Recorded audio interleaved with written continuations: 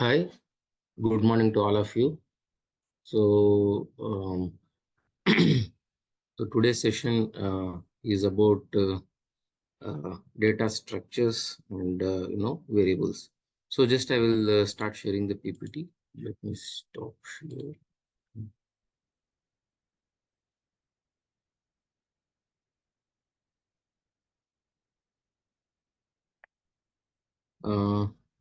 I hope you are able to see the screen. Please confirm in the chat so that I can proceed. Can somebody message me over chat that it is yes? Okay. So I got a couple of comments. So yeah, as you know, we started this course with the aim that people who wanted to start learning the Python for their various projects, and nowadays Python has become basic for all the any programming language that are any tools that you might learn. Python is considered to be essential because of its vast usage in various things, especially in data science, machine learning, and AI. So this course we are going to cover for AI, and with the help of ChatGPT, we are going to write a couple of codes which are relevant for real-time industry projects. So maybe in the middle of the week, this week, after tomorrow's session, we will float your choice for the projects. So we have around 6 projects as of now. So among the 6 projects, we will ask you for your choice. So whoever is giving first top highest 2 choices will be picked up, and we will proceed those projects to be done. And of course, we would be helping you if you are interested in any other project. You can always work on that and post it in the group. And as a team, some of us might be interested into helping you, and you should be able to solve. But as far as the course goes, we'll be picking up 2 projects and solving them from end to end. We'll start taking the data in and trying to analyze and predict or whatever is the action that is required. We are going to do all the way up to completing the project from the beginning, so that you'll be able to gain that confidence that I can write independent code with the project, whatever from end to end. For that, we are trying to cover some basics in the initial 5 sessions. Yesterday was one of them, uh, where we covered yesterday means I will always it will be the last session, that is on the Friday we had the first session. So today's session will be basically the basic data types and variables in Python. So we will be covering that topic. So just to brief you, in the last session we tried to learn what is Python and why it has become popular, and we learned about Python environment. I did see couple of people are facing some issues. So of course, we will help you directly on one-to-one basis. Whoever is facing the problem, if still, I have pinned in a message on the WhatsApp. Please go through that message. In summary, some of you might be facing this exit code one issue because that installation doesn't have the administrative privileges. So I have already posted how to resolve it. First, uninstall fully, and then you have to, whatever you have downloaded, right click on that and run as an administrator. uh, then you proceed with the regular installation method, completely following up all the default settings. You should be able to successfully install. After that, please try to run from the Anaconda navigator. For the first time, it would be always better that all the background things are synced. After that onwards, if you're still facing the problem, try to run Python through Jupyter Notebook directly. Just I will quickly show that how you can do that. Let me see. I think if I'm in a full screen mode of the project, it might not be showing you. So let me see what is shown on the screen. You're able to see the whole screen, right? Can somebody confirm in the chat? Yes, okay. So I will just quickly go to my Chrome browser. There I will just put in and show you that yeah. So you have to come here and you search for Jupyter Notebook in the search, and you will find the Jupyter Notebook icon like this. You can directly launch from here, and while launching it does say key what is all these. If there is any error, try to take that screenshot. You might face some quickly crashing in some of the cases.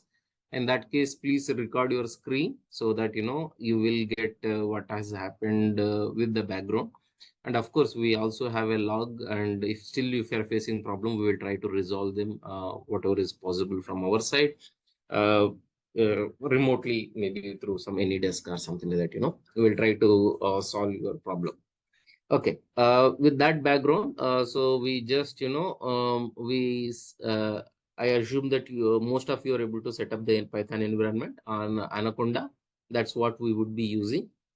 And so we did learn about how basic Python syntax, how to comment the code in the first session, that how the code structure is there, in the sense that I also told you that by default various functions etc will lead to indentation, that that is how you will be able to read. So as we proceed, you will be able to learn more and more. Do not worry. This Python syntax and code structure, once you get used to it, you will be able to learn. And uh, as on today, I don't think so you'll be required to memorize any of the things at this point of time. My suggestion to you would be, please practice, and whatever that you are trying to spend this time through this attending the session, you should be able to utilize that with much better. If after the session, today's session, please try to practice it today itself. Don't go by you will be given access to watching the videos. That is okay. That is for as a backup. Ideally what you should be doing is, after the session, just you try to note down in your notebook what are the things that you need to do, and whatever you missed or whatever you try to understand, try to watch quickly through YouTube. And once the video has been uploaded, you note down again, and then you proceed with those things to be keep on doing it, in the sense key, like for example, I will teach you some data structure. This is how it has to be done. Practice those on your own Jupyter notebook. Okay. Without watching and keeping simultaneously the YouTube video. No, don't do that, because then actually you are not trying to recollect what has done, but rather you are trying to copy and paste. Copy and paste will not be giving you that much of understanding of the concept. Please try to absorb, try to memorize, and then try to execute the same code on the Jupyter notebook. That will make you, much more confident that you are able to write it independently. For that, you can use your regular notebook with the pen. Try to note down during the course whatever I'm trying to teach you. Uh, Use that notes while writing and typing yourself. Don't use copy paste or any of those tricks. That will not be giving you as a beginner edge. I would suggest that you should at least practice couple of times. Then once you get the confidence, you can always go ahead and that's of course in this course also we are going to do some copy paste once from ChatGPT how the code is generated. But for understanding that code, you will be requiring your base to be little stronger, at least for the next 4 or 5 sessions. Please try to follow this principle, that trying to note down what has been taught in a regular piece of paper. uh, if not during the class, maybe after that you watch the YouTube video and try to note it down, try to make a notes. From there, you try to execute the code independently, directly by typing yourself. That's the suggestion that I have for all of you, so that you will be able to get most out of this course. Okay, so we will continue for today's session. So since some of you are completely out of programming knowledge at all, but you want to come into Python and learn, so I am a little bit of I would be giving a complete understanding of how the things are working. It would be much easier for you to understand if somebody with the programming knowledge, for them it might be 5 minutes of additional time, but it will help all the other participants who are not able to understand.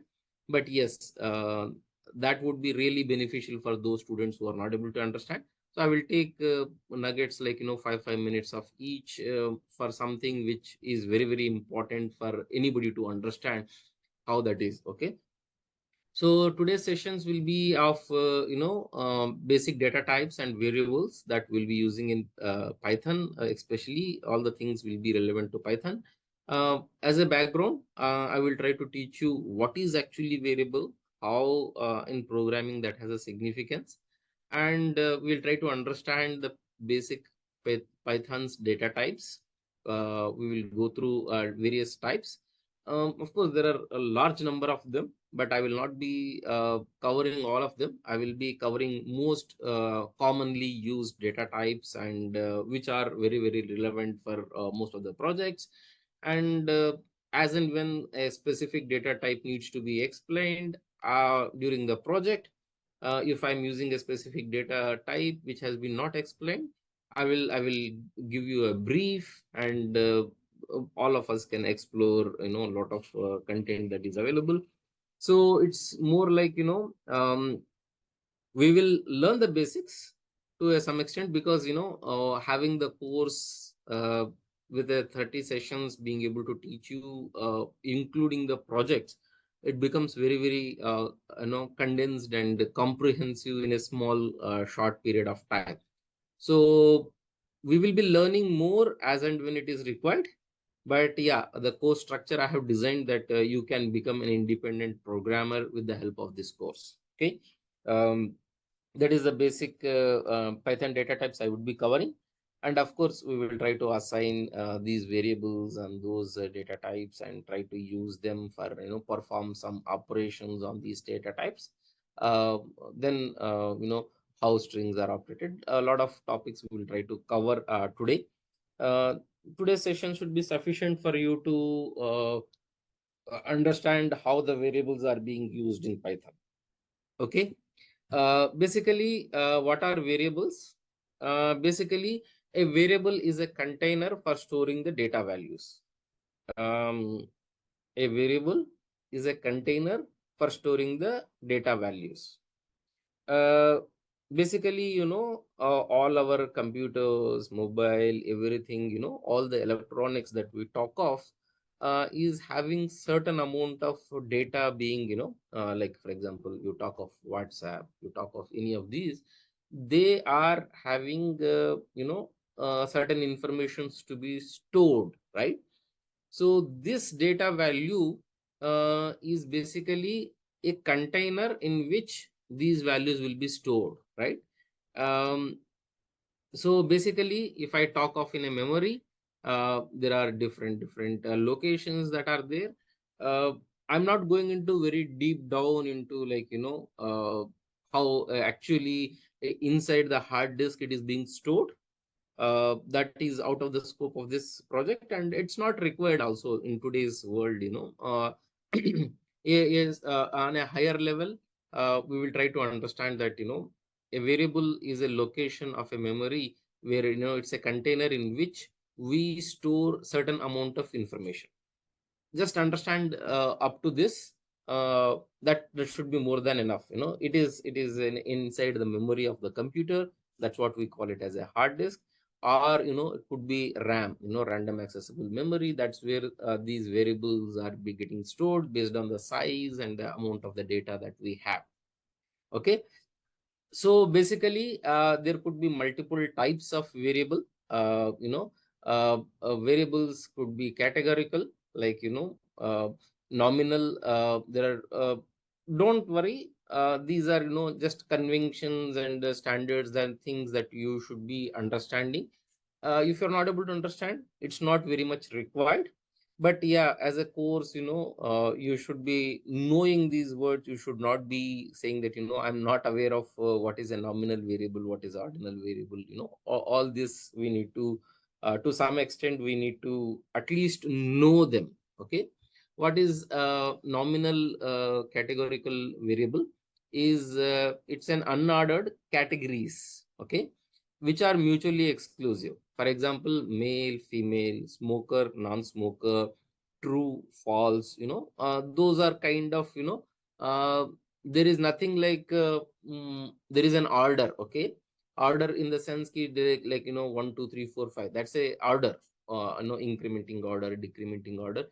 In these nominal variables, there is no order. Because it's just two things that are there, but there is nothing like there is a preference among them, right? There are exclusive and mutually exclusive means they are not related to each other. And in this case, it could be like you are a smoker or non-smoker. Of course, inside the smoker you can be various options. I smoke 4 cigarettes a day, 5 cigarettes a day, or how many ever are there. There could be a variations. But in a smoking, if I ask you whether you're a smoker or non-smoker, it's just either binary kind of thing. It's 0 and 1, right? In that, there is no ordering there. It's just that's what we call it as nominal categorical variable. Okay. Then there is a ordinal variable. Um, which are mutually exclusive. But yeah, there could be like like for example, pain is there. Okay. It could be minimal, moderate, severe, and unbearable pain. Okay. This will be kind of when we are trying to take care of uh, some of the like healthcare projects. In that, when we try to address that, how the patient is having the pain, we need to have a certain segregation, right? So for that, there could be an ordinal. They are ordered, and these are categories like okay, I am having pain, but it's not very severe, then we call it as minimal. Yeah, moderate pain is there. It's not that that pain is not causing any problem. So there are different stages of pain, right? So for that, you can use ordinal variables. They could be numbers like 1 2 3 4 5, or there could be strings associated with it like minimal, moderate, severe, unbearable pain. Okay, those are called categorical ordinal variables. Then there is something called numerical variables.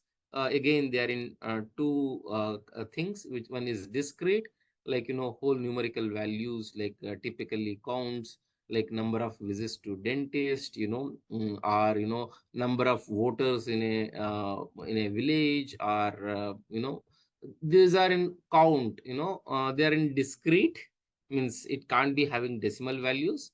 Then there are numericals which are continuous, can take values in the range, like for example, height. Okay, in centimeters, like you can say that somebody, a kid is having a height of 157.3 centimeters. That decimal that is coming in, they are in continuous. There is nothing like in that. There is a discrete. We say zero point 0.3, it can be 0.35, 0.354, 0.3. You can keep on increasing, but it all depends on how much accurately you can measure, right? These are the variables that commonly we come across. Then these are basically the variables that we have. In Python, we have variables to be dynamic typing happens. So what do I mean by that? uh, you don't need to initially declare what kind of variable you are going to use. Like for example, I can say student is equals to It could be, his age, it could be his whatever you require. For example, his name, his age, his marks, there are a lot of possible things are there. uh, in that case, you just assign that value. Like for example, in the demo class I had shown you, if I put the double quote, it will take it as a string. If I put just 10, it will take it as a discrete numerical variable. Okay. In Python, we don't need to say initially what kind of variable we are going to use. It automatically dynamically picks up based on appropriate variable type, right? But that is not the case in the case of C. Usually we always declare the variable and then we assign the value. But in Python, that is these are the key advantages that have been developed in Python, that you don't need to say what kind of thing based on the assignment. First assignment will define what kind of variable that is storing the information. Okay, that is the first assignment will decide what kind of variable it is getting assigned with, right? uh, okay. Sorry. Yeah, so usually there are naming conventions. This part I will explain you towards the end, but yeah, before start of the session, I want you to also uh, come to know certain rules so that you can understand.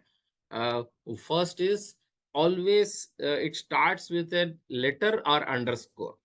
And that is the rule in Python, that any variable that we are trying to define, that has to be starting with a letter. It could be capital, it could be small, or an underscore, but it can't be number. Okay, any variable can't be number. This is the rule of how you can define a variable inside the Python. Second thing which is important is case sensitive. Okay, so both are not same. Capital S followed by Sudheendra, Sudhendra, is not same as small s followed by rest of the letters. So it is a case sensitive programming language.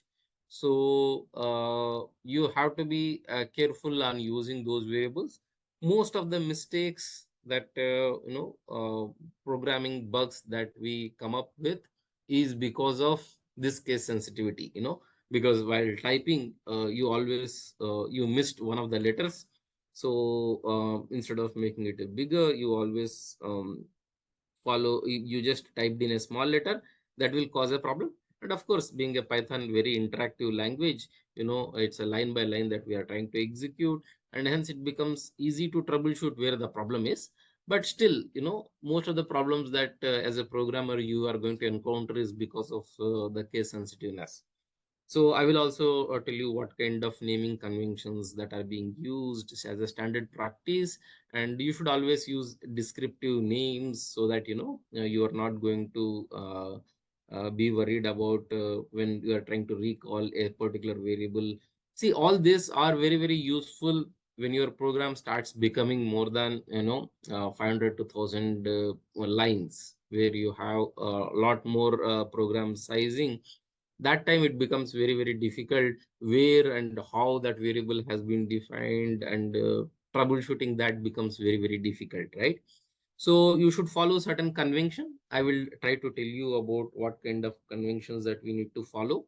uh, okay, so that towards the end we will try to learn that. So what are the examples? Like x equals to 10 and name is equals to Sudheendra. Just I will try to quickly take you. Okay, this is the Jupyter notebook that has been opened. Okay, I will just create a. Yeah, somebody was telling me that when you are clicking on this, instead of Python 3, there is something else that is getting displayed. Just you go to notebook. In some of the versions of this, you might be just seeing notebook. You can click Python 3 kernel or notebook. Both of them are one at the same. Okay, just I'll click a fresh notebook, and I will make it as last sessions I have not posted. From this session onwards, I will be posting each session, and whatever the code that I am trying to run here, so that you will get this notebook also. And you don't need to be worried about this session. Please do not try to practice it right away. Just hold on, just observe what I'm doing, try to absorb the information. Then of course you can always go back, and I will be providing you this notebook as well, session 2 notebook.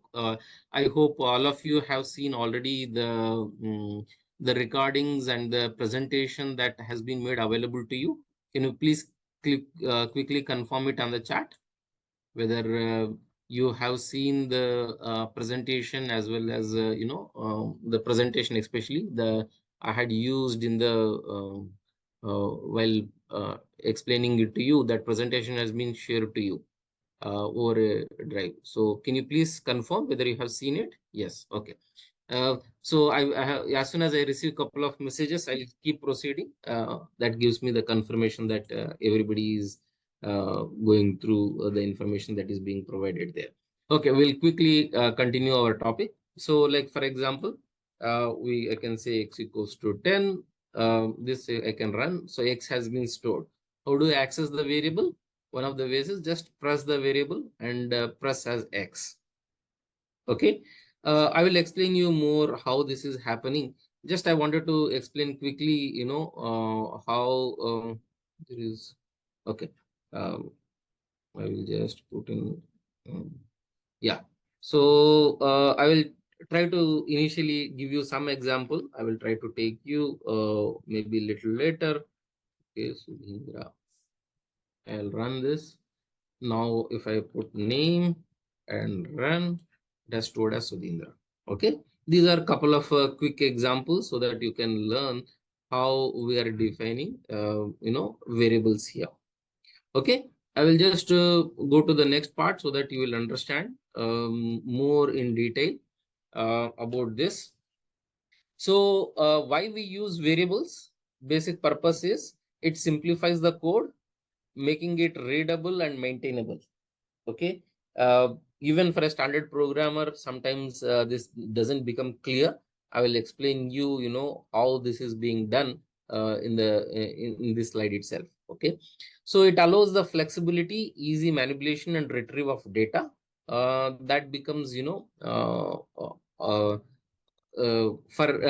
any variables to be modified, manipulation, subtraction, addition, it becomes much more with a variable rather than like for example, I want to add 10 plus 5. There are two ways that I can do. Just I can do it with the help of my notebook. Like I can always write 10 plus 5, right?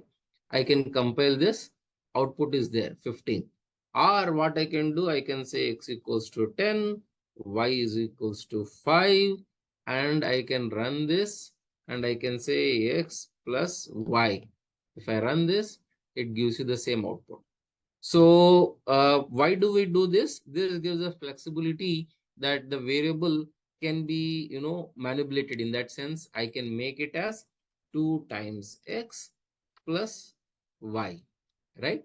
This gives me actually, see, or I can say x plus 3 times y. Okay.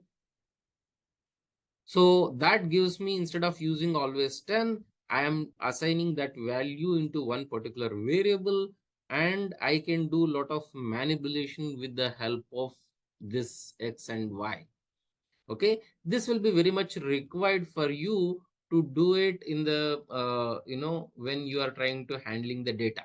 Like for example, you want to see different patients data, then you assign a particular variable, you keep on loading the values, and you with a single variable you are able to do all the modifications in a simple formulas with that variable.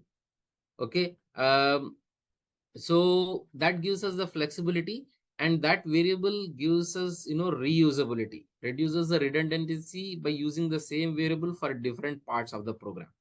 Okay. How we are going to do it? Like for example, in the memory, you want to store I will give you some additional references where you can find more detailed explanation for these, where if you're still not sure of how this is happening, you can go to those pages and try to understand how that is actually there. The more detailed part of explanation is there. And of course, I will open this session for you to ask me questions at some point of time. Yeah, that I will try to clear your doubts. But if you are left with some of the doubts, you can always go to the source, original source, and try to understand a more deeper and detailed explanation is available. Especially this will be helpful for non-programmers who are not even able to understand anything. I will try to give you a glimpse and make you understand on a whatever is required to be a programmer. Okay, but if you want a deeper understanding, you can always go into those links and try to understand them. Okay, like for example, I want to store two information. Let's say one is May and one is 18. That is getting stored inside the memory. Just memory is numbered and you have May 18. These are the two informations that you want to store. Like as I was explaining, just you can type May and 18, that they are getting stored. You can get actually, in fact, in Python, where it is getting stored inside your memory. Okay, like for example, I can say maybe just I have already stored Sudheendra. Let me see ID. Okay, of uh, I will put in as this variable where it is stored. I can see get the actual ID where it is stored. Okay, and I can see ID of name. Both will that be same or different? Any idea? Anybody in the can they type?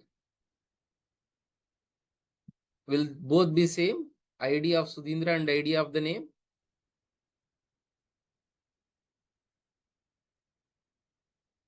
Um, please type. It could be right or wrong. That's okay. That makes sure that you are still actively participating in the class, so you are able to understand what I'm speaking. What do you think it will be? ID of Sudheendra is this. If I put ID of name, because I have already assigned, right? Name is equals to Sudheendra. Will both be same? ID of the name?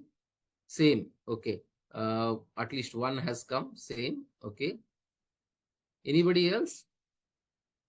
Will it be same or different? Let me show it to you. It will not be, yeah, it will be the same, right? Because you have stored this variable inside that variable, and but this is the name that is giving you the access for taking this variable value to be used for different purposes, right? So it will be the same, but let's see if I'm putting x. We also have two variables, right? 10 and x. Let's see whether there also the IDs are the same. Okay, ID of x. Let me see.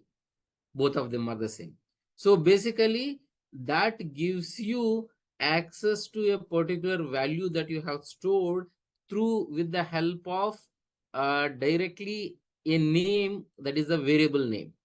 Okay, that whatever the value that you are going to store will be stored with an access with something called uh, for manipulation, for modifying the same thing, you are going to do that. Okay, but I can say that for example, I will show you now. Name is equals to, let's say I want to change it to Raj Informatica. Okay, I will just run this. Now let's see. uh, ID of I'll put it back, this code, ID of Sudheendra. Okay, will it change? No, Sudheendra is still stored at the same location, but whereas ID of name, if I don't write, it will be different. Okay, it has got located into a different location. Why? Because that is the ID of Raj Informatica.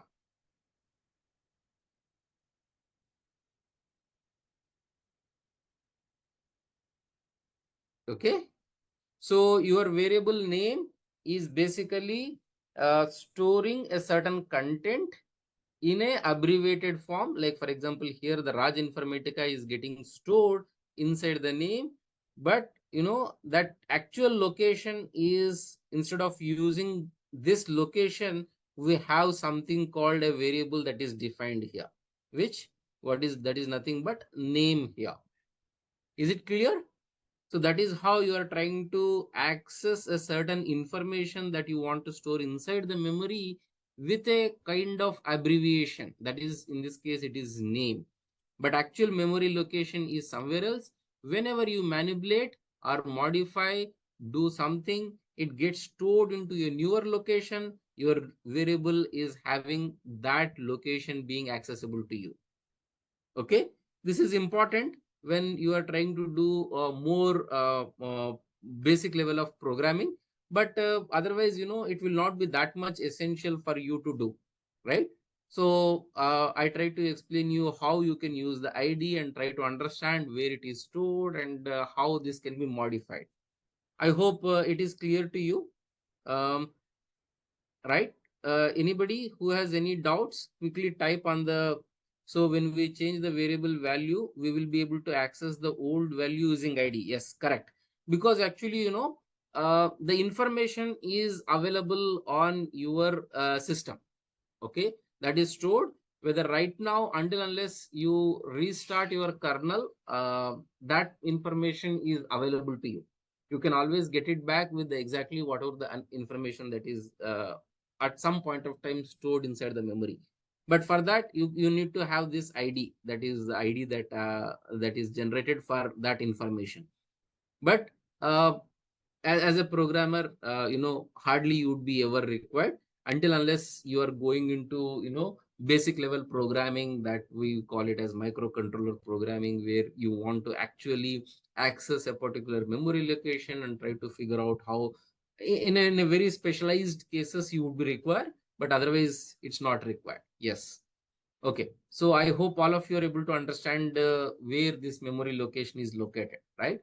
So since I'm seeing some of the things that are coming up, so I'm happy that people are understanding and trying to follow what I'm trying to teach you. Okay, so uh, overall, I'm trying to give you a big picture of what kind of data types are available in the Python. There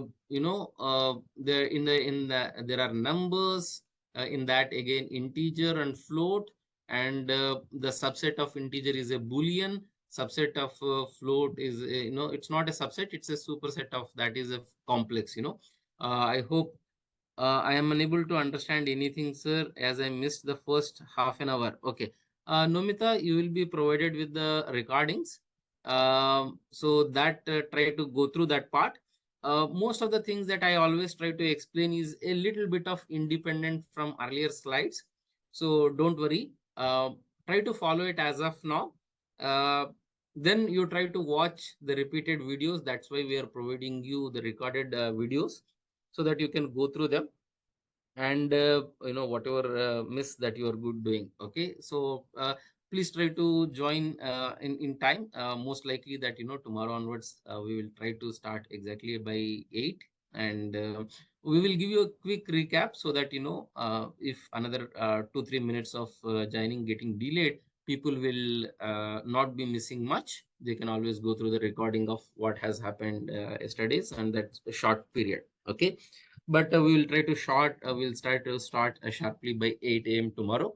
And I request all of you to please join by time, because each and every person is taking out their time at all the other participants also, and trying to join. So let's trying to respect and honor everybody's time. Okay, we'll start sharply at 8, and yeah, we'll go through quick recap of 5 minutes, so that that 5 minutes gives buffer time for anybody who is trying to join little couple of minutes late. Okay, So data types wise, yeah, we are having in Python, numbers, sets, dictionary, and sequence. Complex numbers are also possible because Python was developed much later. So in mathematics, there are complex numbers, that is under root minus one, multiplied with that any number. So there are two parts to complex number. I will go through them. Each one of them.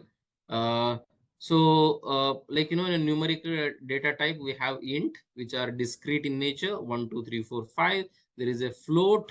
Just I have used this. I think there is a error here. It's a float float is there, but yeah, there is a complex number and string data types. That's another kind of variable which we use it in Python very frequently. And there is a sequence of data types. Python being a very modern language, it required, during the programming, lot of issues that were being faced in terms of arrays. There are a lot of other data types that have been defined in Python, are lists, tuple, and range. We will try to go through most commonly used things and in today's session itself. Then there are binary data types. There are bytes and byte array and memory view. There are different kinds. We will not be going through much of them. Yeah, but the binary data type, we will try to go through Boolean, that is true and false, because that's what we are going to use frequently. And we'll try to go through Boolean variable. Yeah, and there is a dictionary data type. This is actually one of the commonly used variable type. It's like a key and lock. Each one is associated with each other, so that gives the power of data manipulation with much ease. Okay. uh, do not worry, if you are not able to understand, try to watch this video again. Then if still you are not able to understand, there are very good websites which are explains this in much more detail. Okay. I will give you some of those external reading websites in which you try to go through them in detail to understand them. But if you're able to understand superficially also what I'm trying to teach you, that should be more than sufficient for you to do the project. With the thanks to ChatGPT, that you don't need to really know, but at the same time you should understand how that variable is being used, right? For that, I'm trying to give you a basic brief background of different kinds of data types that we are going to use, and what are the things and how we can modify those directly in programmatically. So when you are trying to read a code that has been generated by ChatGPT, you should be able to understand how that code is modifying those things and generating all the things that are required. Okay. So there is also a dictionary data type that I was we will be using extensively, and there is a set and frozen set, and of course Boolean data type I have already explained. In Python there is a specific data type called as none. Okay. Means a variable is not having any stored value, is none type. So this is a very very limited number of programming languages have these kind of assignments. um, uh, it is very helpful in like you have a variable and you want to clear it. Okay. In a standard programming language like C, it is very difficult. Only you are trying to relocate the variable, you are not assigning actually nothing there. Okay. But in Python we have something called none type. There is nothing in it. No, not any of the formats that we have discussed on the above. Nothing is of that. So there is a specific type called none in the Python. Okay. That is also we will use it while comparing. In a programming standard programming language, we always start assigning with none, and then we go ahead and trying to assign a different variable and check different conditions. Especially that becomes very useful in conditional statements, if else statements, this none type becomes very useful. Okay. Don't worry, we will try to understand more as a program, as we are progressing in the this data types. Okay. So let's try to understand what are the kinds of numeric variables that are possible. One is Boolean, like as I have given you an example here. Is student true? Like is student is equals to. So here the true is having capital T. So I would say that try to avoid using the keywords in Python. Okay, like for example, ID is a keyword. So all the things that you see in coming in green color, by default they are in keywords inside the Python. Do not try to use them as a variables or assign. You can always assign those default variables as an assignment, but do not take that as a variable creation. That is the it can, but yeah, it will cause a lot of confusion for you. Python is a dynamic language, it can understand, but that can lead to certain time in programming, a lot of problems. So do not try to use these reserved keywords for any of the variables. Like how do I know that? As soon as you type, you will come to know that that is getting colored into a green. Okay, so that you can see that that's looks like a keyword, and try to figure out what it is and try to avoid using those kind of keywords into a variable names. Okay, just I will say this is student true. I will use shift enter. The program got executed. Now I will say is true. Okay, just I will say run. It says true. Okay, I can see what is the kind of variable that I have defined. So that's again a keyword that's called type. What kind of variable that is there? I'll just put it here and run this and says it is Boolean type. So basically these are yeah, these are by using a keyword called type, you can get what is that kind of variable that is there. Okay, like in this case it is student is a Boolean. So can I assign any of the other things, like is true? Oh, sorry. Yeah, I'll just copy and paste here. Let's say I will say 3. Okay, it has taken. So but what is the type? Let's see. Still, because Python is a very understanding language, it can understand. Now see, it has typecasted into already an int type. So as soon as you change the assignment, it will take it into whatever is the appropriate variable type. It is also changing the variable typecasted already. Okay, let me put it back. Let me run this command again. So a student has become, now again I will run this part. It has become Boolean again. So it is allowing the typecasting dynamically. You don't need to do it, but you should understand that while programming, if you do this kind of mistakes, uh, your program has changed that into a Boolean right now, and you are assuming that your variable is still int, and there is always a confusion. So you need to properly follow certain convention, in which case once you have decided that variable is Boolean, don't try to assign a different kind of variables, because it changes. Then while using it, you are going to make a mistake. Okay, try to avoid that kind of confusion state.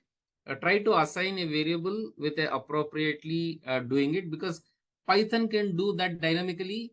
That is the power of Python. But if you don't utilize that appropriately, your whole logic is going to crash down. What do you mean by that? um, you might be thinking that each student, you are expecting true or false, and you have assigned an integer. then that can lead to your if else statements leading to the problem, because in that case either you need to you need to have that true and false only if you're using it in if statement. I hope I'm able to communicate what I wanted to communicate. Again, I will try to summarize so that you can understand. Any variable that you are defining of a particular type, in this case it is a boolean, either true or false. Okay, do not try to assign some other type of the variable there. Python can typecast it. It can change it into whatever the appropriate variable that it needs to be done. But as a standard programmer, you should not be doing it. Why? It should, because that can lead to confusion in your program. There could be, you are expecting an integer, it can getting converted into float. All the possibilities are there, and that will lead to your program getting, your whole logic that you have built might not be working in the same way. That is the second pitfall that most of programmers do. When you are trying to write a code, you will lose at some point of time. You have reassigned the variable, and that the same variable is getting changed into multiple things, right? So that will cause a lot of problem for you to debug your code. Okay, so do not try to do that. Always try to follow a standard convention that any variable that you are trying to define, you should be doing it in that scope with that variable type. That would be much more easier for you to handle. uh, but sometimes it will be required dynamically in the program sense, that I don't know what kind of variable that I'm going to get. Okay, I will assume that at this point of time it is an int, then maybe I might be required to change it to float. That's okay. The program can understand that and it will typecast it. But you should be ready for that kind of flexibility by yourself, because Python can understand and it can modify. So please understand this. When you are writing also code, these kind of mistakes can happen. So I would want you to note down that and try to avoid that kind of mistakes as much as possible. Okay, we will not throw an error for line 21.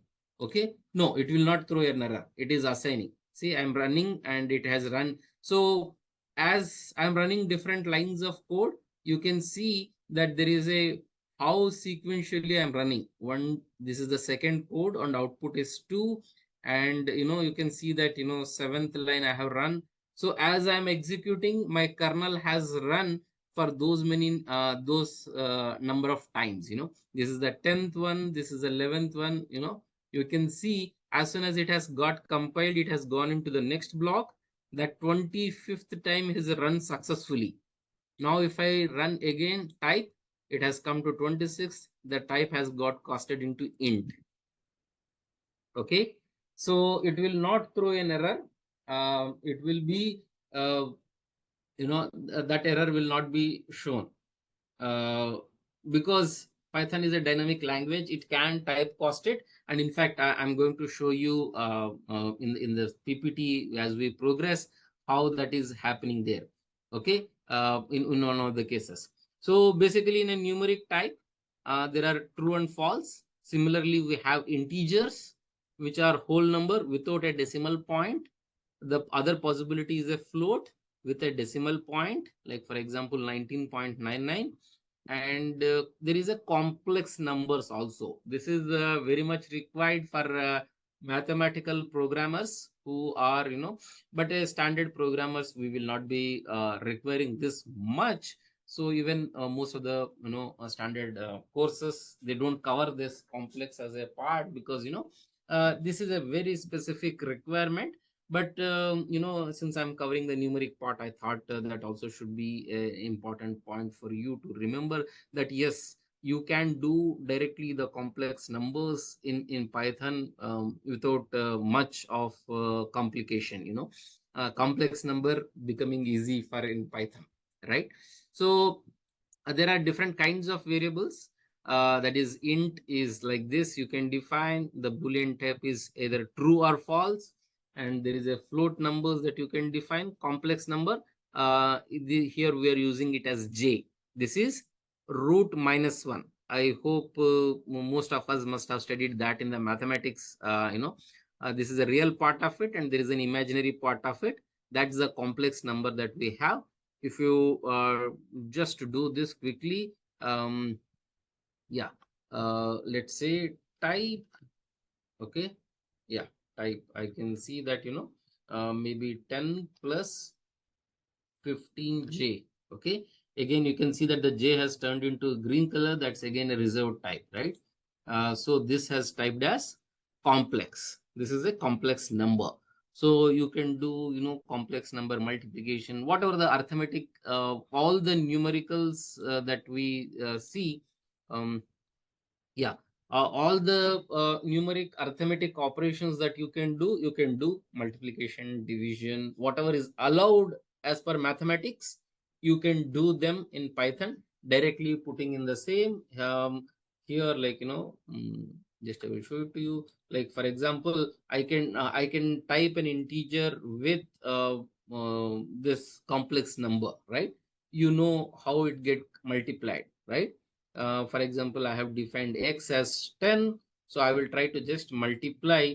I will first, let's say, variable 4 is equals to 10 plus 15j. Okay, this I will define. Now I have come as variable, and I can just quickly see what is the type of var 4, and it will be a complex, right? It will be complex.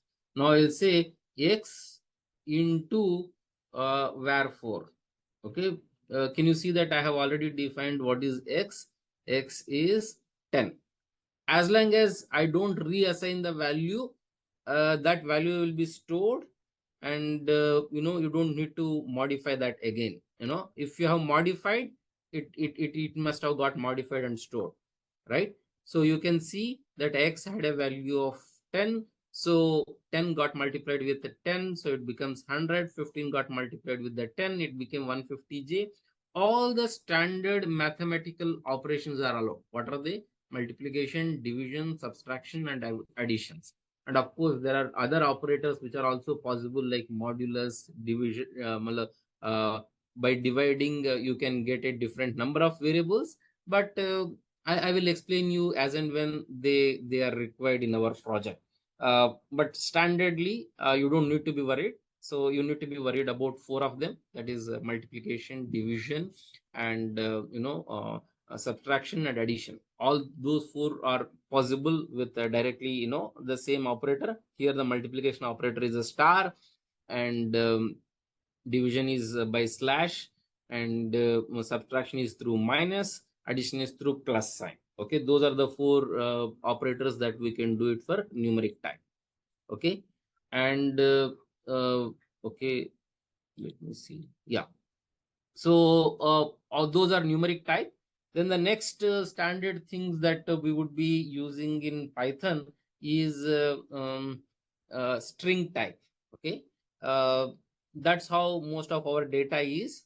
Either they are numbers, they would be, like, for example, somebody's height, somebody's, the amount of currency that is collected. You must have seen in a warehouse or anywhere, any of the shopping malls, they have that software where they are entering the number of, nowadays it becomes so much easy that, especially, like, for example, a bank counter, a clerk is sitting and trying to see what is the final thing. Earlier, bank cashiers used to always face this problem, what and all has been done.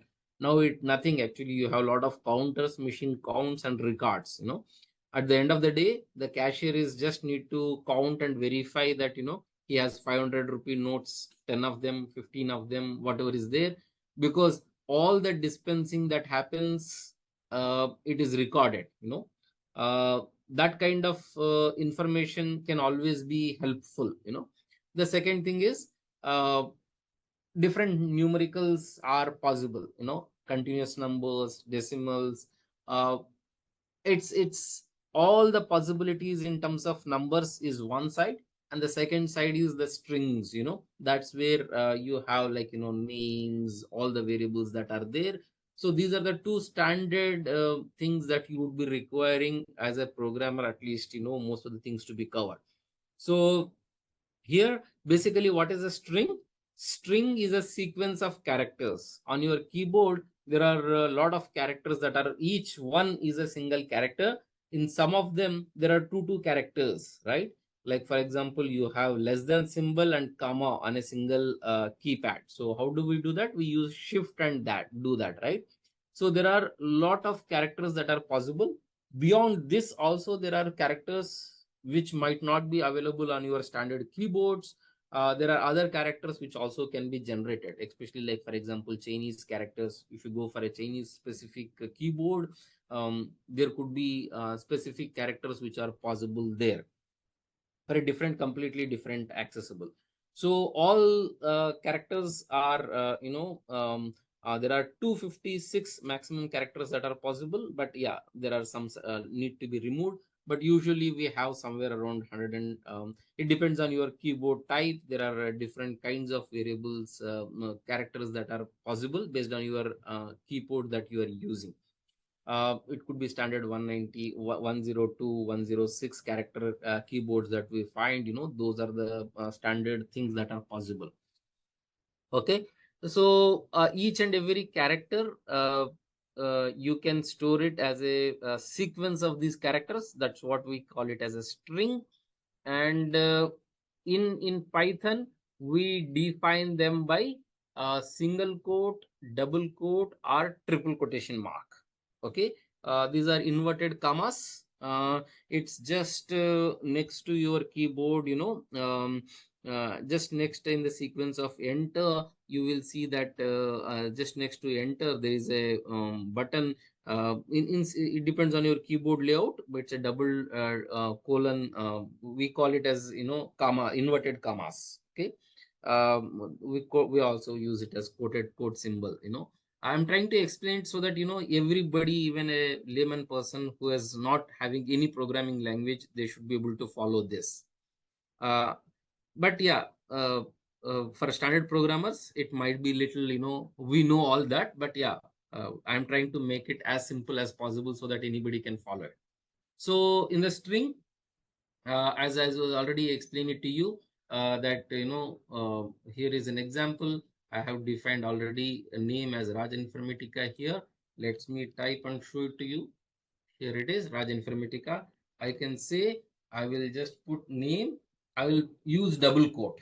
Okay, you can see that now it has come as double quote. I will change it to Sudheendra, and it does take. Okay, this is a double quote, that is also allowed. Or I can also make it as, maybe I will just put it as triple quote. Okay, now it has become triple quote. Three quotes have come. That I can say as India, let's say. Okay, that was also okay. Okay, so let's say name, but everything is, see, stored with a single quote only. So whether you make it with a triple quote or double quote, even, for example, I will rerun this, and I will see that, I'll just type rerun this. Okay, still it will come out as a string with single quote and the variable.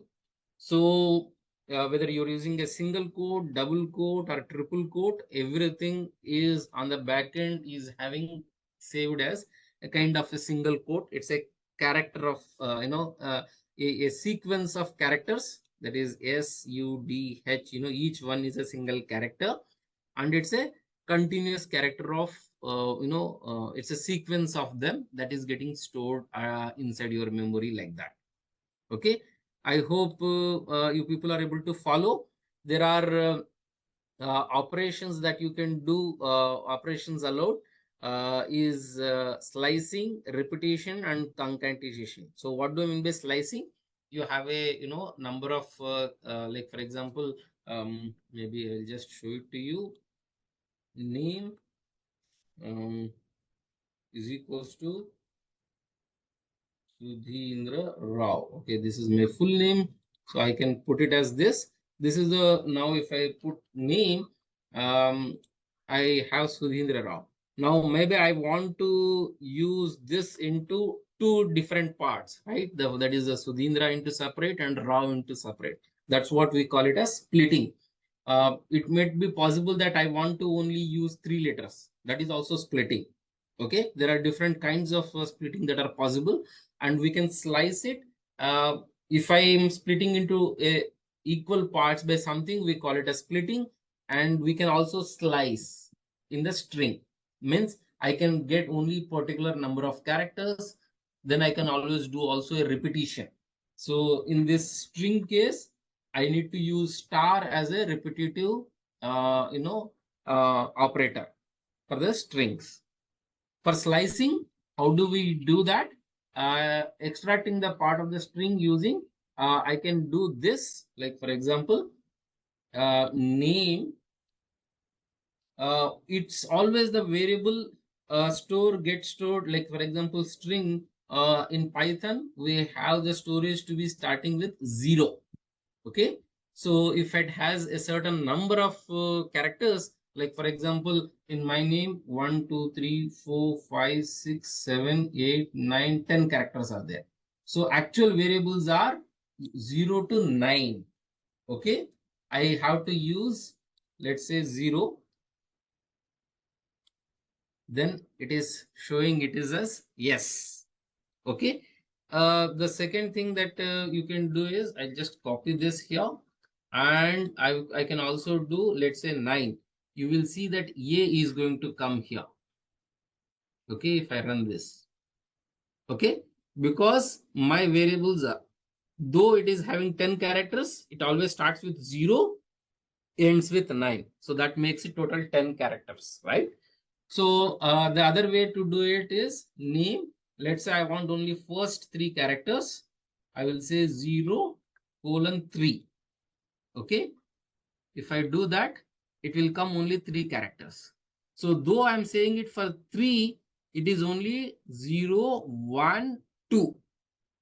I'll repeat again. I'm saying it as 0 to 3. It printed 3 characters starting with 0.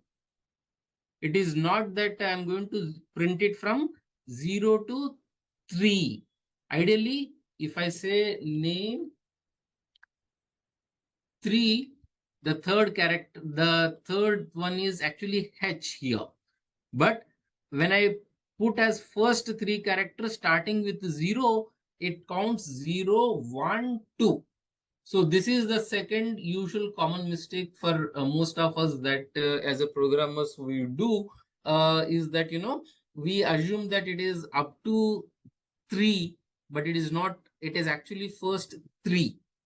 So it starts with 0, 1, 2. I hope you understand this point, right? Is it clear? Can you please type yes or no? What I tried to explain you, that how name 0:3 is going to print 3 characters rather than all the way up to there. Okay. Please repeat. Okay. So again, I will just say that, I have my variable called name, which is having Sudheendra Rao, that I have stored. Every character can be accessed separately. This is what we call it as slicing. There are 2 modes in which you can slice any string variable. Name is a string variable, right? Because that is having a characters continuously, Sudheendra Rao. This is my name, and this is having characters, right? So I have 0 character to be capital S. I can slice that by using simply this flower bracket and an appropriate number. But any string that is stored, it always starts with the value 0, 1, 2, 3, 4, 5, 6, 7, 8, 9. So if I want to access A, I have to type as name 9. Okay, then that will give you 9th one. But if I'm saying this slicing 0, if I want to say first 3 characters only, then I have to always type colon 0 to 3. By default, you don't need to even type 0 because it knows that it always starts there, right? I can always type this also. I will not modify that because when you are trying to test, it will work. Okay, so it knows by default it will start from with the 3, but there is also a possibility that I can always type only maybe first character onwards. Please, only what I'm trying to highlight you is that the variable always, when you are trying to access them, it starts with 0, but you can access a particular number of characters which will be on the second column, right?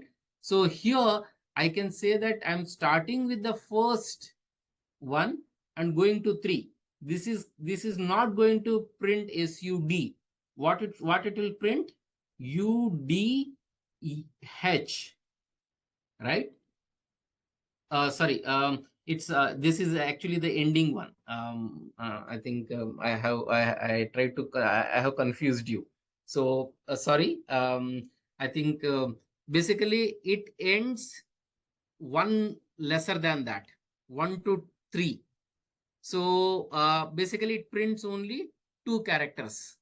3 minus 1 is 2 characters starting with 1. Okay, that is how it is going to print. So you can explore this, how it is printing, like for example, name. Please do this exercise a lot more. You will be gaining this confidence. Okay, I can print up to from 3 to 5.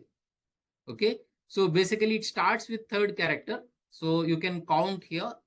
Always start with 0, 0, 1, 2, 3.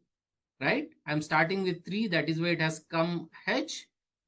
But it ends at it's this is 3, 4, and 5. It is, though I wanted it to be printed up to 5, it will not print 5 because it understands that always we have up to starts with 0. That is why when you are trying to print 0 to 3, it printed up to second character. I think I have confused you because of this 1:3. I will try to again summarize from here. Then maybe you will be understanding better. So first, I tried to create a variable called name. I assigned it to a character of, a string, that is a sequence of characters, which is my name, that is Sudheendra Rao. Okay, this is the assignment of variable. This all of you know. I have explained just, how you can create a variable with strings, right? Now I can access each and every character through something called slicing method. What is it, slicing method? Basically, you can extract a particular section of this string. How we are going to do? If you want only single character, you are going to use a certain number. What is a sequence, right? But inside this, you are going to have always starting with 0, ending with n minus 1. Here it is n characters are there, then it is n minus 1 will be the last one. Why? Because first one is always started with 0. 0, actually this is second character, but that is first accessed with 1, 2, 3, 4, like that, right? So these are the examples you can try. Name 0, that is the first character. S, name 9, that is my 10th character of my name, that is A. And if I want to slice first 3 characters, okay, basically it slices from 0 to uh, up to 3, not including 3.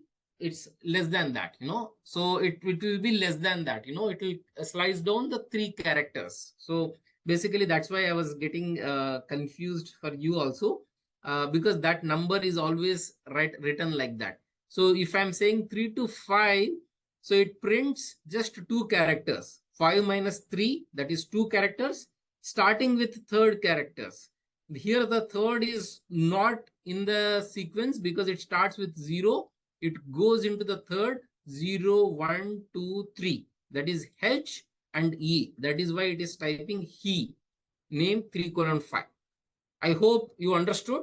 If not, please try to practice this, try to assign this variable, play around. You will be able to understand how this variable is getting accessed in slicing method.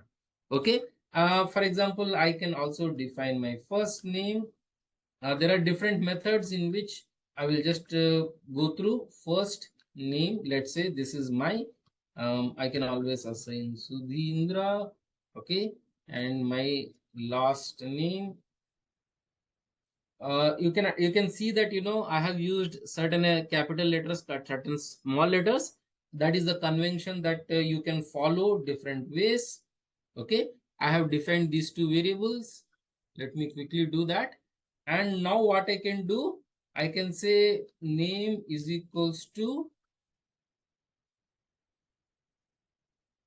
first name plus, I can always say I will use a space.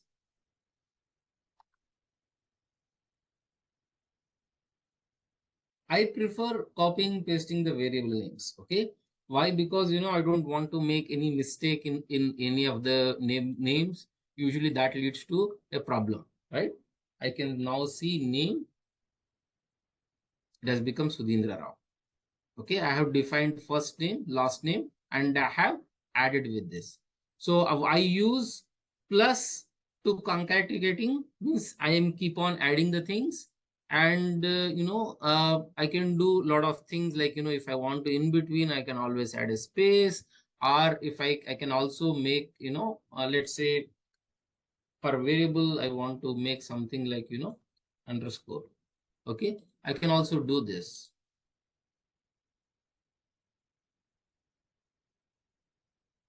Okay, it has added, see, this underscore. So you can do whatever kind of thing that you want to include, because this space is also a character. Okay, in the programming language wise. So that's the overall how you can do with the string manipulations. You can extract a particular part of it. You can also add and subtract. Okay. So now understood. Okay, somebody said if we want to access the first three characters, can we write 0, 1, 2 numbers? Why we have used underscore, sir? Okay. See, it all depends on how you want to save it for different things in your programming. Like, for example, I want to,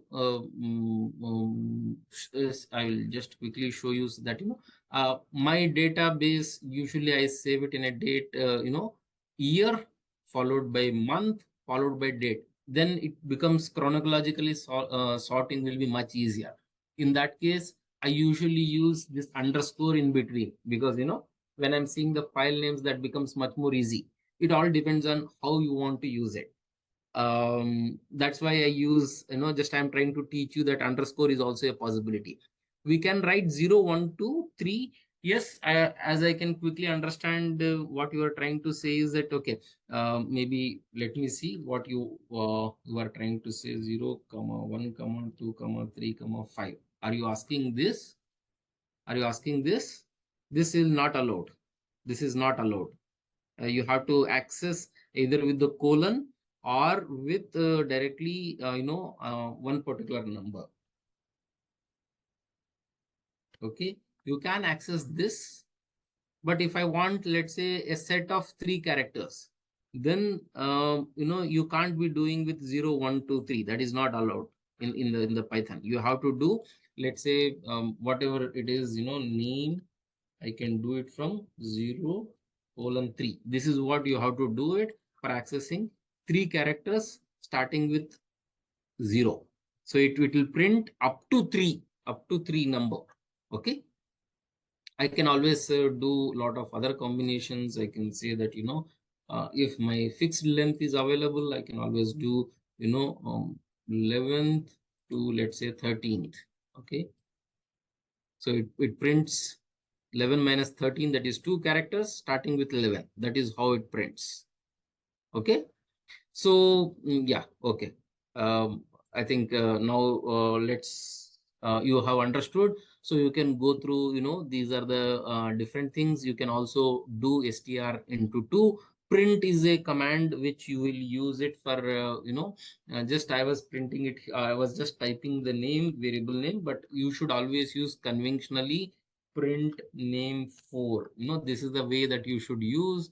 That will be giving you not as this, but only it will take out this, it will give you the value. Like for example, print, if I type X, that is also a simple, it will take out that string and it will print you, so that you can understand much easier.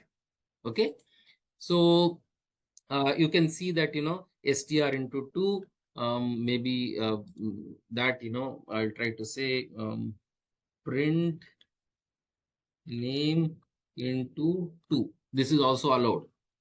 In some of the programmings that is not allowed, but yeah, here it is allowed. You can do that. Okay, you can just increment it by, it all depends on how you want to use it in the program, but this is allowed in Python. So just I'm trying to teach you that when your chat GPT generate this code, don't get into a problem that name is a string, how can you multiply it with the 2?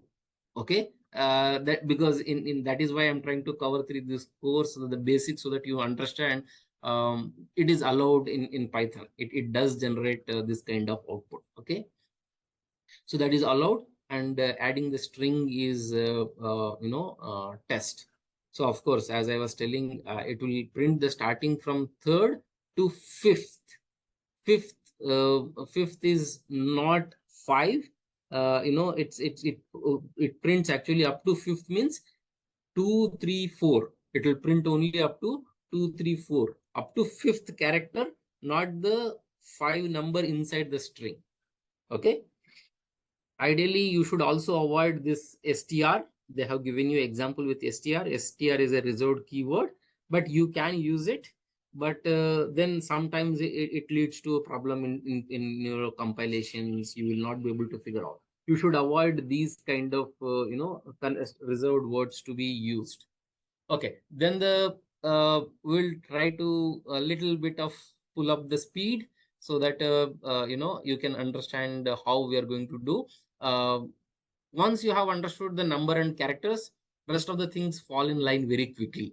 So I will try to speed a little bit, so that you can understand how the things are working. And of course, there are a lot of exercises that you can do and you try to understand. So basically, in lists, these are ordered collection of items. Okay, what do you mean by that? Like for example, there are fruits, you can always say apple, banana, cherry. You would be requiring a list. In a C or any other language, we used to have arrays, and we used to store those variables.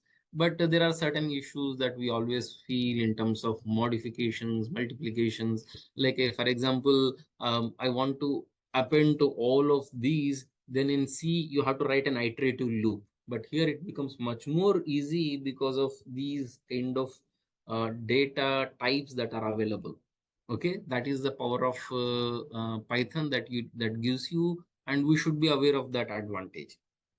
Okay, so you can see that fruits here in I can access that particular variable by 0.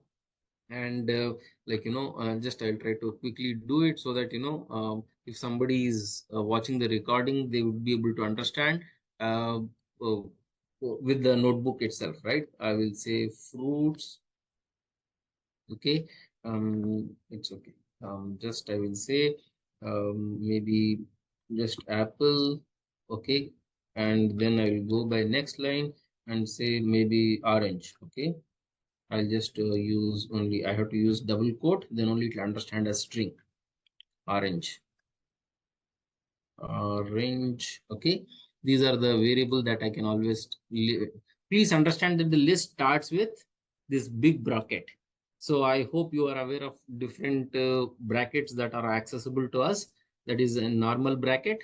That is, let me show it to you. This is a normal bracket. Shift. Okay, this is a normal bracket. Okay, there is a big bracket that is just next to enter. There is also a flower bracket. Each has its own purpose. So as of now, we will be using for creating a list, we'll be using a big bracket. This is called as big bracket. So we have to, if you use these brackets, they are called as lists. Now I can access this.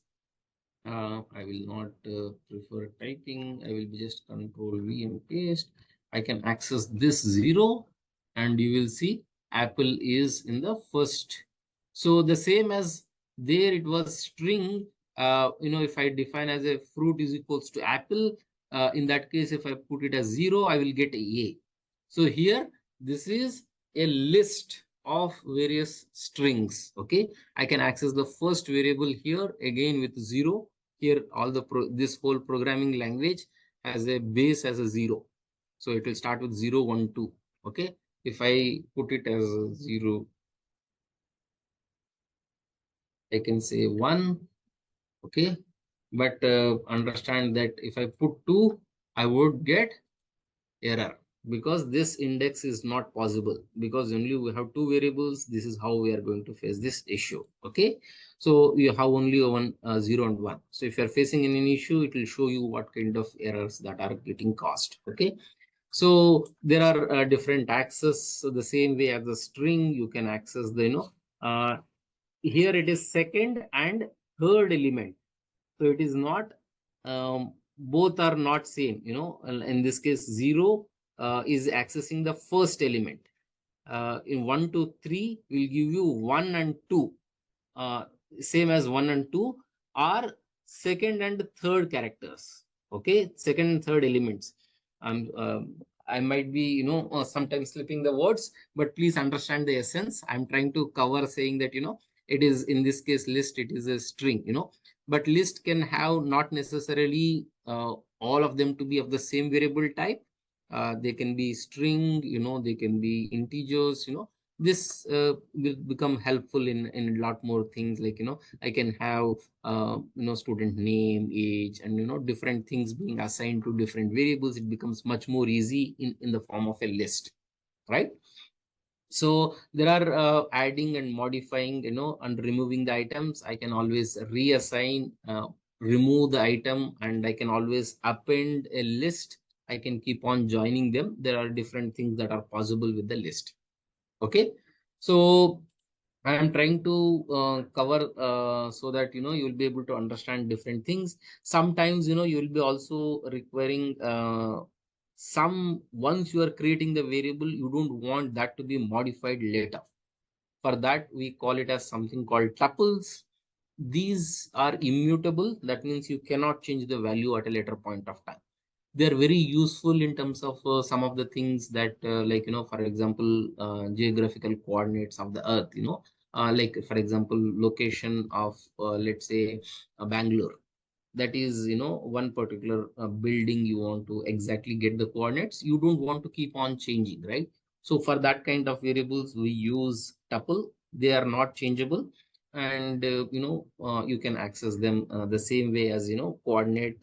In this case, where is it? Just a minute. I will just quickly refresh my internet. Otherwise, it will go off. That one problem is there where I'm sitting. The internet access has to be refreshed. Sorry. Yeah. So I can always say coordinates.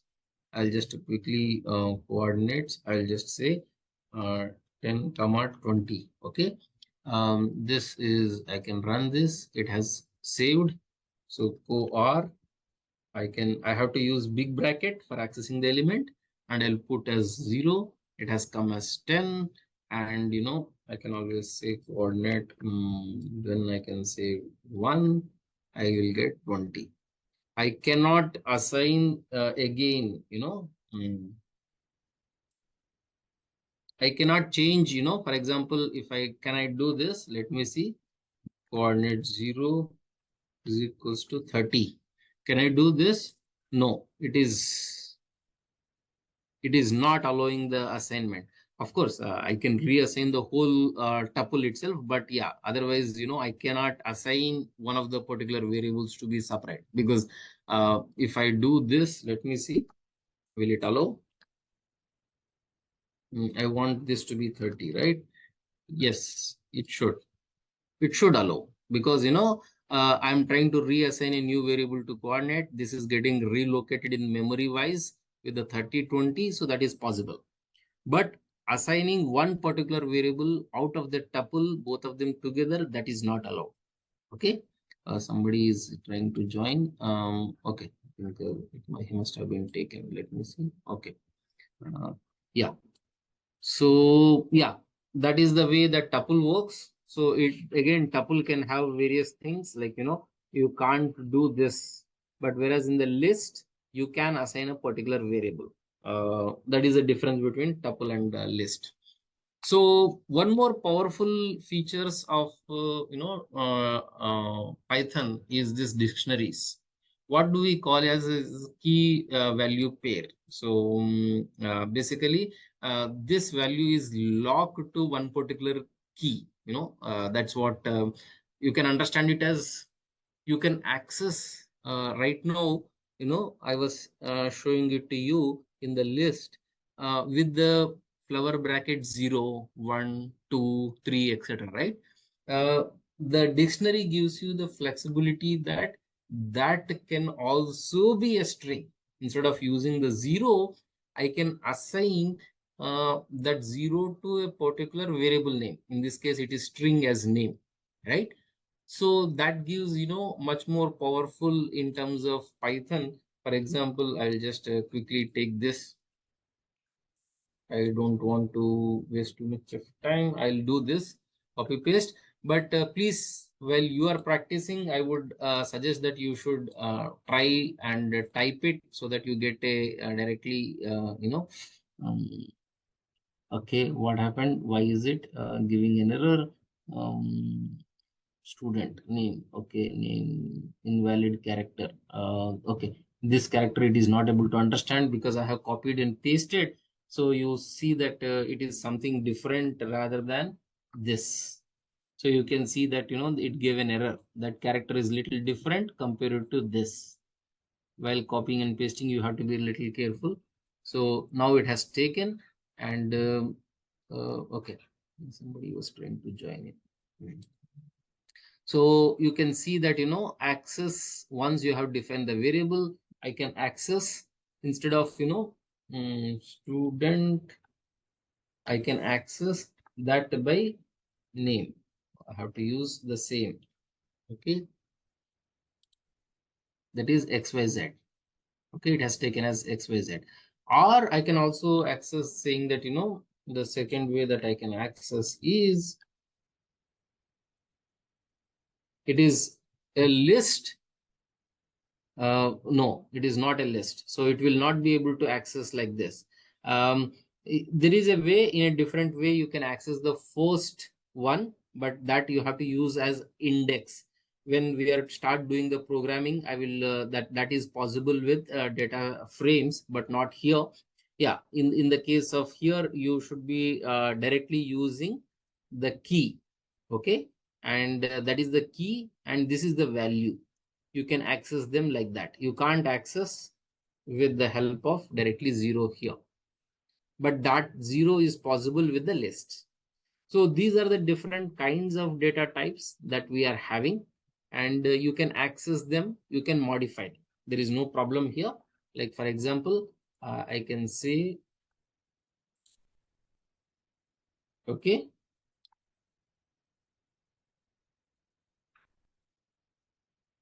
okay, I have now modified, I have modified into this.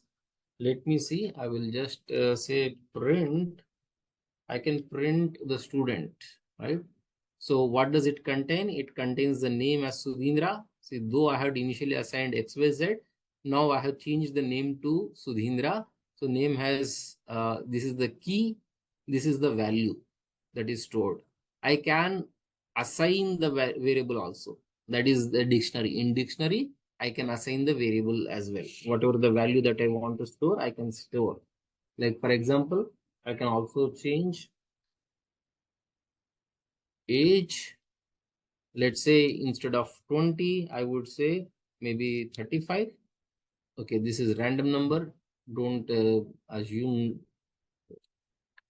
that to be the actual things. Okay, it is getting assigned. So it becomes much more easy with the key value pair. So when I'm storing my some of the information, it becomes useful.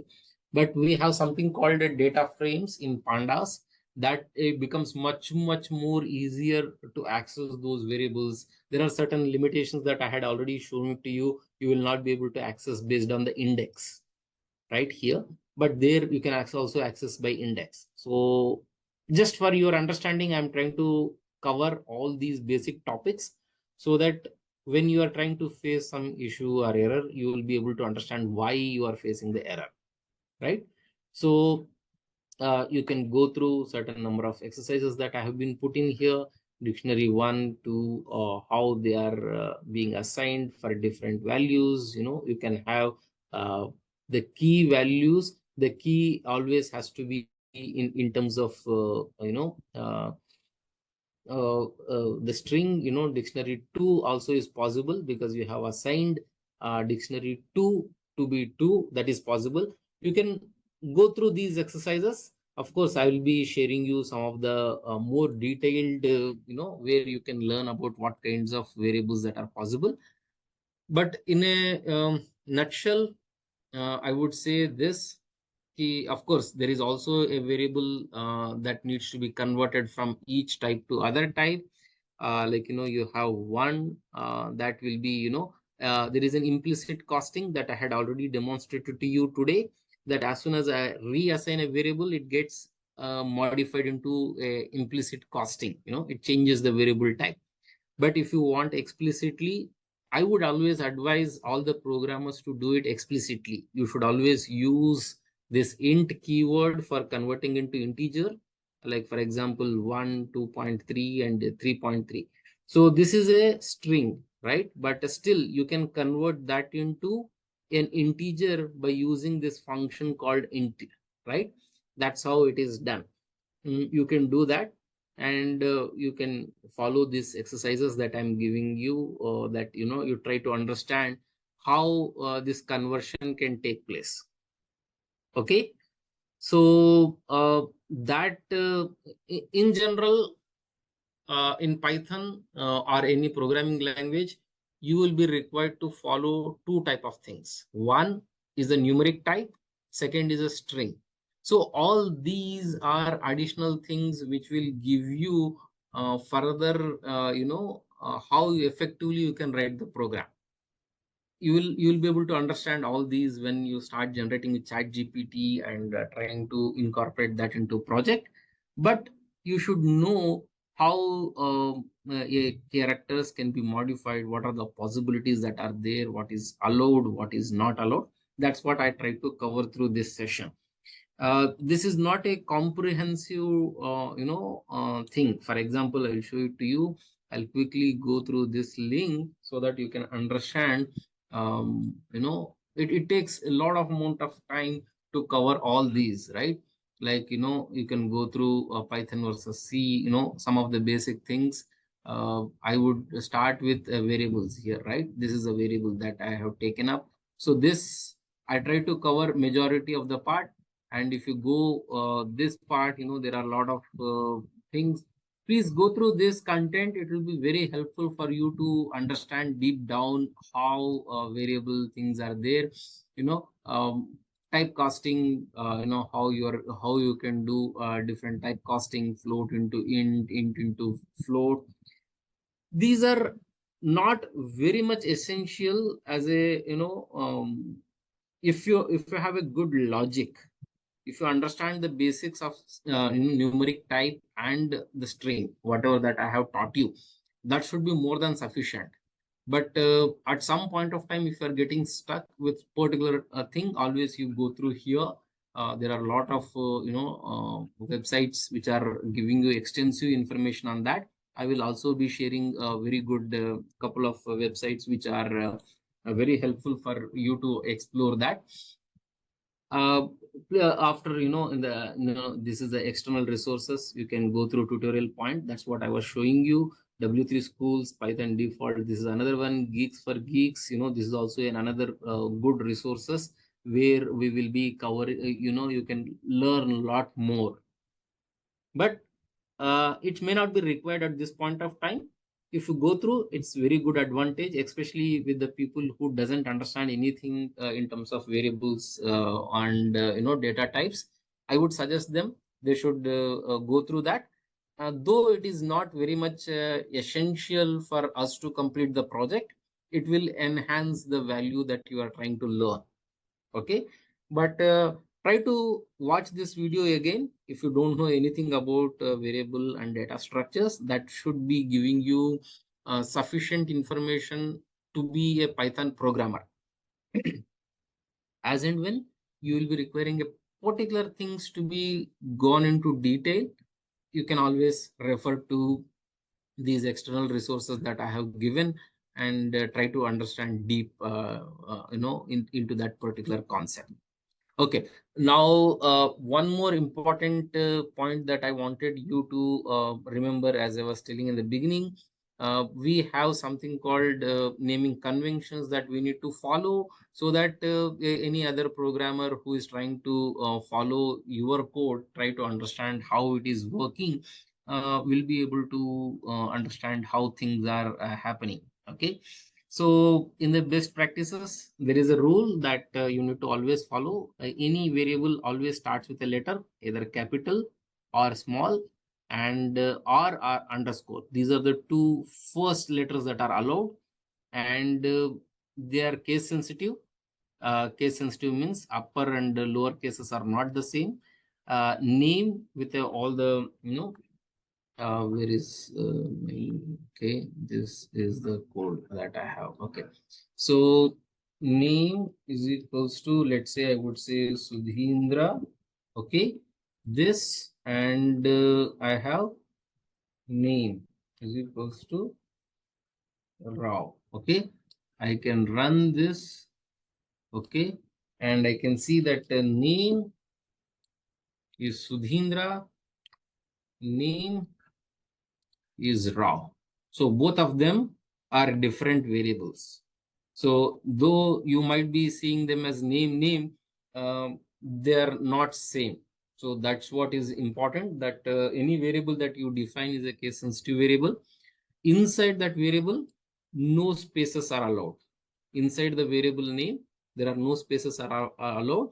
That is why we have something else that we can use this underscore as, if you want to properly defining. When I'm explaining the, like here, for example, valid, the names are student name. Okay, this is valid, that underscore. If I put student space name, it is not valid. That's it, it will, compiler will give you the error, right? Let's say, for example, student name is equals to Sudheendra. Okay, it will give you syntax error because this is not allowed. Whereas if I put the same thing with underscore, it will take in, right? So that is the it is allowed. Okay. Sir, could you please share the resources link? Yeah, I will be sharing this whole PPT also in the group. So as soon as that drive link is there, I will be uploading this PPT. It will be, yeah, I will just quickly maybe do that. Okay. I'll put it in the chat also. Just give me a couple of seconds so that I will cover the topic, and then we will complete this. But what is invalid is first student, right? This is, number one in the beginning. This is not allowed. Okay, this will also give you error. So in the best practice is that use descriptive names, avoid Python keywords, like for example str, that is one of the keywords. Try to avoid them, though Python understands dynamically, but you should avoid them because that can lead to a programming confusion for yourself. So there are three conventions that you can follow, either camel case, in which, first letter is a small, and each and every word that you are trying to use is with the first letter to be capitals. Or Pascal case, where each and every word that you are trying to use is in capitals. That is the another way. Or snake case, where people use it as underscore, as my variable, everything is in smalls, but I'm using underscore in between two adjacent words that I want to use.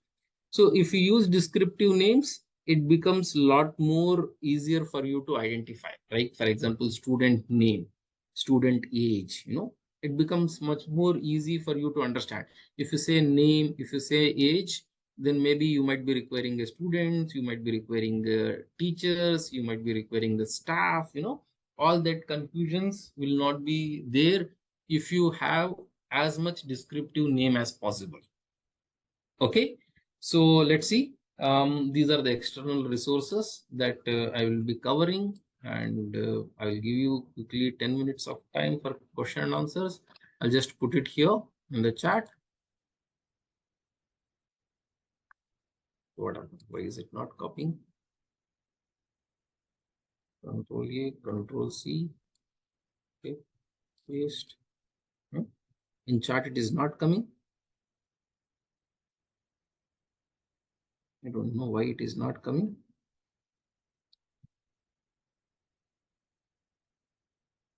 It is not coming in chat. Okay, don't worry.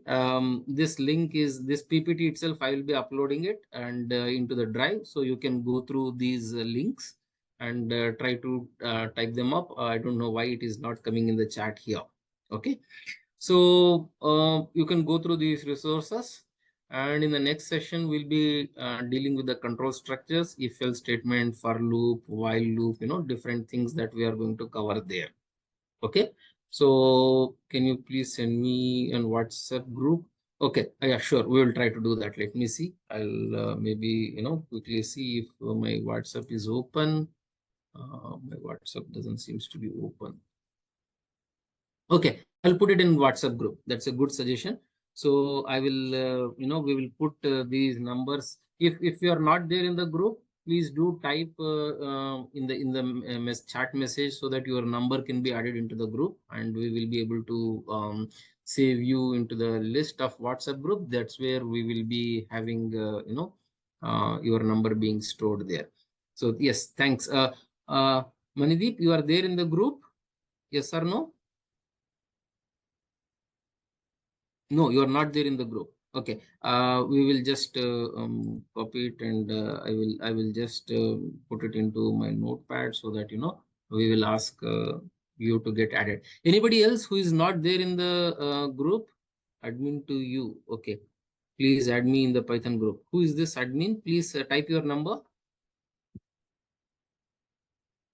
Please type your numbers. Whoever is not there in the Python group, I will just put in those numbers and try to pass it on to our team so that they can include you into the group. Okay. Yes. Yeah, we will give you the drive link, and I am not there too. Please paste your numbers. I will not be seeing other messages. Please try to put in your numbers. This is your number. Okay. Uh, this is 314.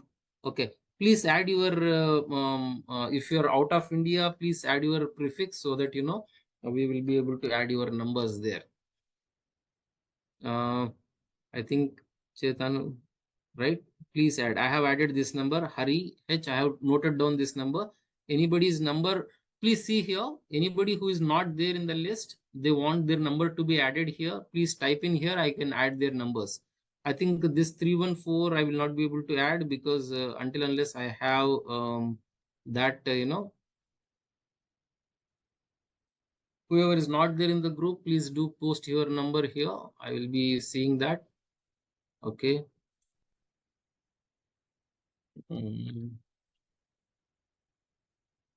Srinivas. Okay. Anybody else? Umapati here. Okay. Um. Yeah. This is, yeah. We will, Umapati. Actually, we would we would share this code on the group also, as well as we will be uploading this PPT as well as this Jupyter notebook for your access, and you can always download them and put it into your. You can practice them and you can open it, and maybe in the next class I will show you how you can. I had already shown you how to upload this notebook into your Jupyter notebook, or maybe I'll just quickly do that. You can also go here, and as soon as your home page opens up, you can upload that particular code, whatever you have, wherever you have downloaded, from there you can click on and upload. Okay, that is the other way, that whatever the code that I'm generating, session 2 code, I will be sharing this. You can use that and try to understand more. But yeah, okay, so next session will be covering on control structures. Now you can quickly ask me some questions on today's topic, or if we don't have sufficient time, I will continue the question answers and then I will proceed in the next session. So today I think I have little overshot the time for questions. You can ask me the questions that you have, anything related to. Okay, where is the chat? I'm not seeing the chat, so I want, yeah. Please see these numbers that I have put in. Anybody's number who is not there, please type in the group, in the chat message, either it is direct message. I have not received this number. Chetan, right? Chetan, I have seen only 314. I think that's not a mobile number. Please do post in your number properly so that I can, along with yeah, I know, but you have to, okay, plus you want +1 to be added in the beginning. I will just put in. Let me see. Okay, +1, and I have put in, Chetan, your number. This one I have put in. Yeah, I will put in this also. Okay, anybody else? Okay, yeah. So now you can ask me a question. Hari, you had some questions. If you want unmute, you can unmute and ask. There is no problem. I don't know whether you have unmute access. You can just try. If you want, I can try to give you unmute access. Hari, right? Ask to unmute. Okay. I see. Or you don't Can have. you hear me? Okay. Yeah, I can you hear hear me? Yeah, today's my first session. I just wanted to know, like, I'm into data side of it, data engineering. So Okay. how much NumPy and Pandas and will be covered in this project? Yeah, so basically, this course is a beginner's course where we are trying to cover with all the basics, starting with, like, today I have I don't know whether I will just quickly go through it so that you can understand, I'll just presentations. I'll go data science course. This is the resources. Okay, that's not my resources. Course details. Okay, that's for, yeah. So in this course, what we are going to cover is this. We have already, this recording will be available to you. You can go through this introduction to Python and setting up the environment in the last class. I hope you are already there into data engineering, so you must be knowing about that. So it will not be very difficult. So today's session, we have covered the basic data types and variables. We'll be covering the control structures, functions, and modules. Here is the part where I would be covering some extent, some of the standard modules that we are going to use there, and working with the data, list, dictionaries, tuples, and sets. And yes, we would be covering these libraries, NumPy, Okay. Pandas, and relevant libraries, and some level of AI basic concepts I will be covering. And see, this course, how we have designed is, start with a who doesn't even know any programming at all, come in there and try to pick up basics and try to develop a project completely independently, but not as a full-fledged coder, but rather more like a tester and debugger who can do try to solve the problems in terms of, after this course, like, can we say, like, I have like 2 years of Python experience? Yes, you can, because I will be covering two full projects. I'll be covering two full projects with the help of generating the code with ChatGPT and trying to make you understand how that code is working and what are the problems, troubleshooting, optimization. Yes, we will be covering all that part here. And one more part, ChatGPT. So you'll be helping us how to write the prompts and how to correct. So we'll be doing the chain prompting and all those, right? Yeah. Can I use Like, can I use the same models like to get the information out of for other technologies too? The same prompting? I mean, Yes, changing the yes, technology yes, names, right? definitely you can use, but Okay. you will be requiring some basic understanding of the coding and logic, Yeah, yeah, that definitely. is I required. mean, But otherwise, like the yeah, prompt engineering side of it, you'll be giving the basics of like how to interact with the chat correct, GPT and get right, more out of it, right, right? Not right. the basic prompts, right? Yeah, correct, correct. Okay. Okay. Thank you. And we will And also be AI doing part some of it, testing. AI part, are you covering in AI? AI Yeah, is, we it will be says covering Python, AI, basic and AI, chat. what is AI and how it works, and Okay. but only for introduction part. But yeah, based on the project need, and we'll be doing some AI-driven solutions into the project. More on that side will be Okay. it's based on the need of the project. It's not that I will Okay. be covering So, extensively for AI. sure, sure. So what are the projects that you're planning? So actually, Anything on the basically, we data have related side? decided 5 topics, 6 projects. Let me see where it is the list. Oh, okay. We'll just open it So up. we are going to implement 6 projects? No, out of that, Oh, we will give you, let me see where it is. Just I'll give you, not here also. It's there on the website, or um, yeah, I had given this.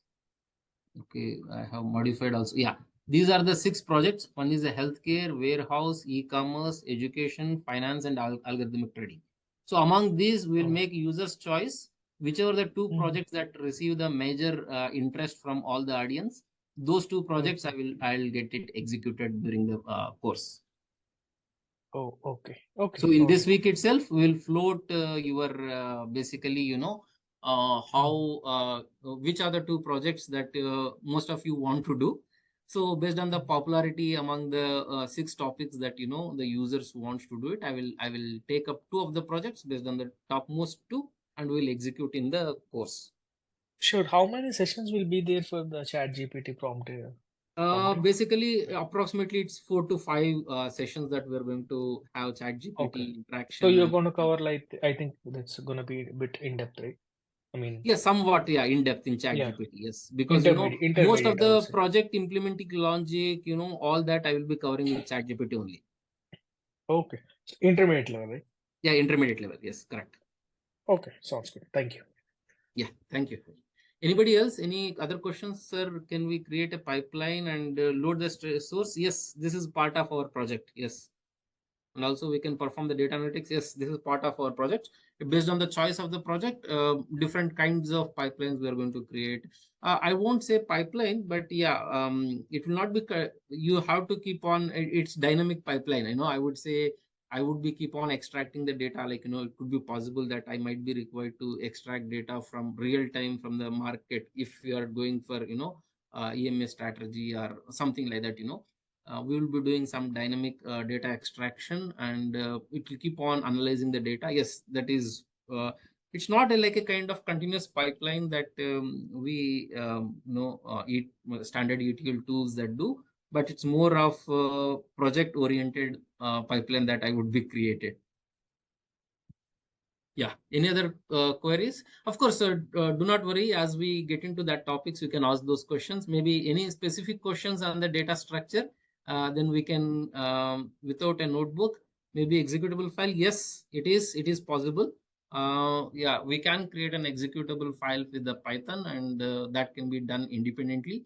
So there are some, automations that could be done with. It is possible. Like, I can create a Python code and run it on any given day. That's possible. Yes. Okay. Since we have started at 8:05, so let's try to wind it up by 10:05. Until unless you have any specific questions related to Python basics, I will give 5 minutes of for tomorrow's morning session for 5 to 10 minutes for any doubts that are related to data structures and variables. I would request all of you to please following. Oh, okay. Recording on. Okay. Yeah, please follow our that WhatsApp group, and try to go through it thoroughly, and do all the practice sessions, and tomorrow we can have the quick questions if you are facing any problems on data structures and types, and we'll continue from there tomorrow. We'll start at sharply 8 a.m. Okay. Thank you. Thanks.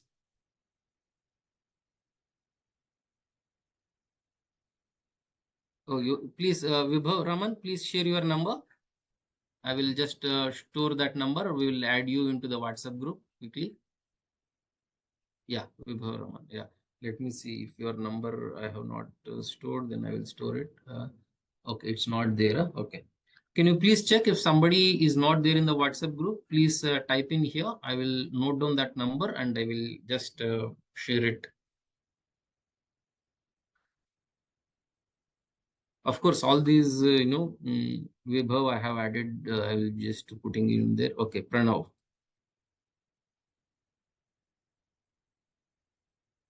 All of you will be there in the group, and kindly see if, and of course I will also give tomorrow also for this, so please go through it, and we will put into the WhatsApp. Okay, I think I'm not receiving any further things. I will be stopping the recording.